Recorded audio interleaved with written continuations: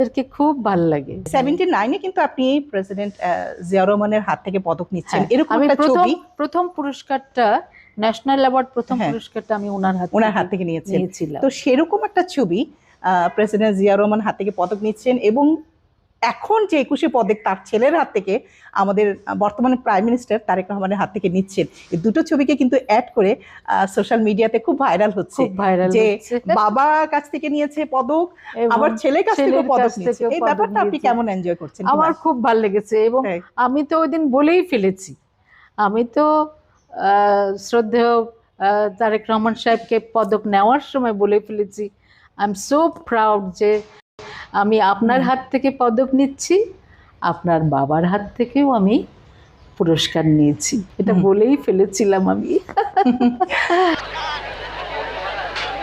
বাংলাদেশে কোনো ক্লাস নেই গো, আমরা সকলেই এক ক্লাসের মানুষ।